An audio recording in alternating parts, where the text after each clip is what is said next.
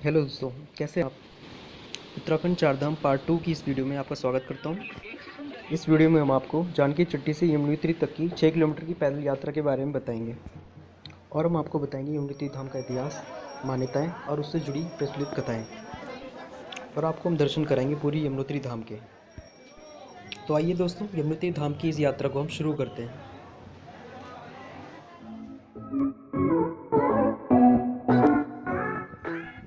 दोस्तों, जानकी चट्टी से पैदल यात्रा शुरू हो रही है। एक रास्ता पार्किंग की ओर, दूसरा रास्ता पैदल यात्रा की ओर जा रहा है।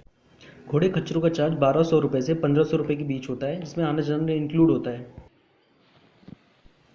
यात्रा शुरू करने के 1 किलोमीटर बाद ही आपको GMBN का रेस्ट हाउस मिल जाएगा।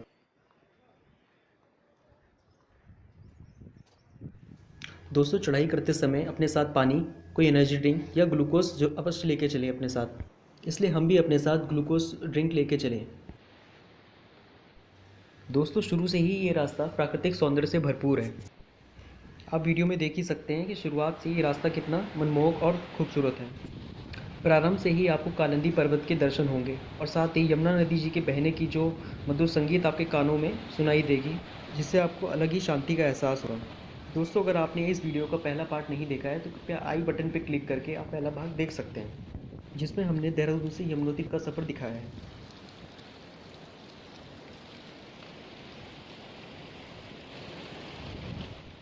आप कंडी से भी यात्रा कर सकते हैं, जिसका चार्ज 1500 से 2000 के रुपए के बीच में होता है।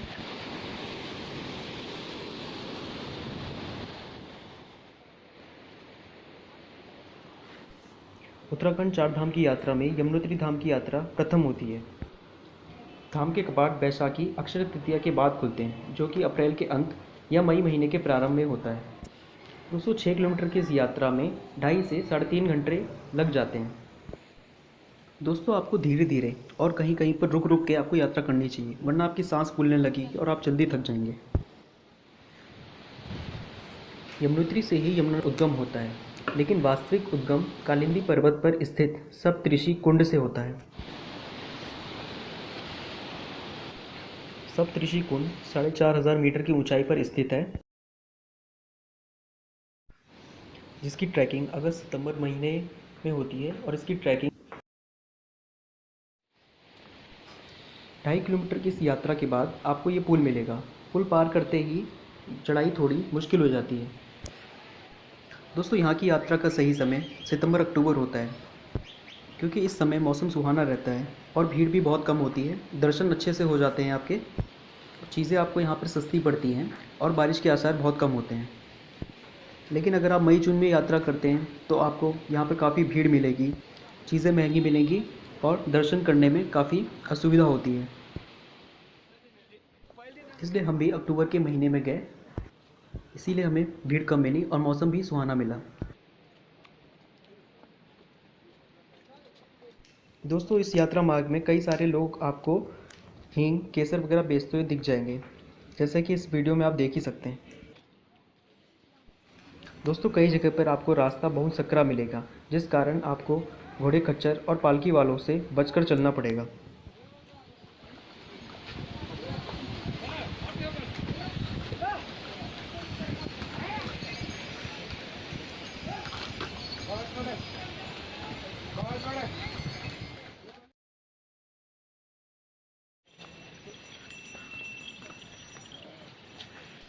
पालकी के द्वारा भी ये यात्रा की जा सकती है, जिसका चार्ज 6000 से 8000 रुपये के बीच होता है। जैसा कि आपने वीडियो में देखा, 4 लोग किस तरह पालकी को उठा रहे हैं।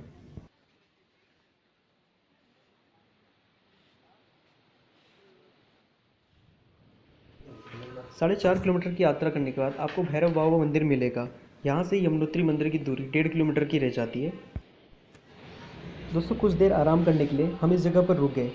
चाय पानी पीते हुए हमने इस मनमोहक पर्वत का आनंद लिया।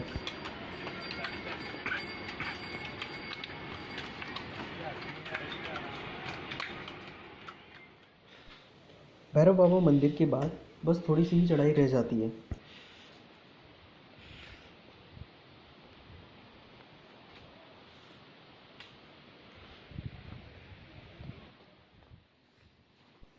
भैरव बाबा मंदिर के 500 मीटर हो जाती है और यमुनोत्री मंदिर के लिए 1 किलोमीटर की ढाल शुरू हो जाती है।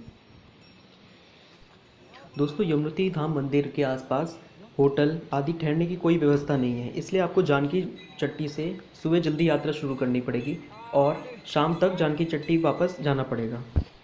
दोस्तों, यमुनोत्री धाम में कुछ साधुओं के आश्रम यहाँ पर हैं, जहाँ पर ज़रूरत पड़ने पर आपको रहने की सुविधा उपलब्ध हो सकती है। यमुनोत्री मंदिर 3225 मीटर की ऊंचाई पर स्थित है, जिसका निर्माण टिहरी गढ़वाल राजा सुदर्शन शाह ने 1840 में करवाया था। मंदिर से बाहर एक छोटा सा बाजार आपको मिलेगा, जहाँ पर आप प्रसाद आदि और खाने पीने की वस्तु यहाँ से ले सकते हैं। मान्यता अनुसार जो यात्री पूरी श्रद्धा से यात्रा करता है वो कभी यमलोक नहीं जाता और उसे कभी यमदंड नहीं मिलता और वो गोलोक जाता है।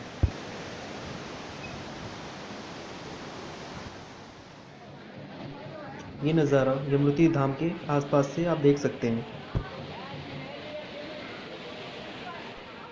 दोस्तों, शीतकाल में यमुनोत्री धाम के कपाट बंद होने पर इसकी डोली वहाँ से 8-9 किलोमीटर दूर स्थित समेश्वर देवता मंदिर खरसाली गांव में रखी जाती है।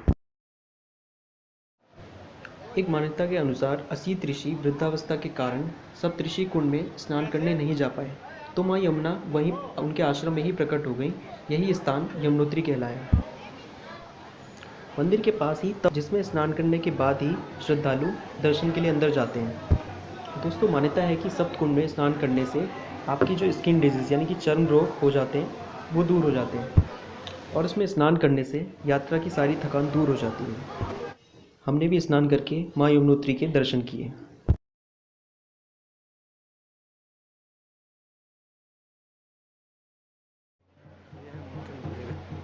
माँ यमुना सूर्यपुत्री हैं और यमराज की बहन भी हैं।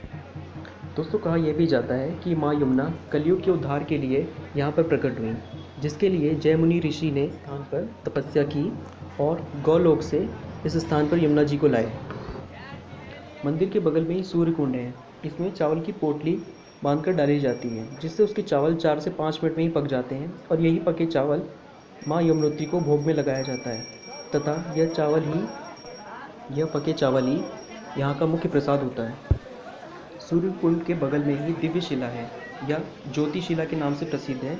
माँ यमुना की पूजा से पहले इनकी पूजा की जाती है। माँ यमुना ने इस स्थान पर अपने पिता सूर्य देव की आराधना की और अपने 2 वरदान मांगे, जिससे यह स्थान दिव्य हो गया और इसी कारण इस स्थान को दिव्य शिला कहा जाता है। मान्यता है कि दिव्य शिला स्पर्श मात्र से ही मनुष्य के मनोरथ पूर्ण हो जाते हैं। दोस्तों, ठहरने की व्यवस्था ना होने के कारण हम दर्शन करके शाम को जल्दी ही जानकी चट्टी के लिए निकल पड़े।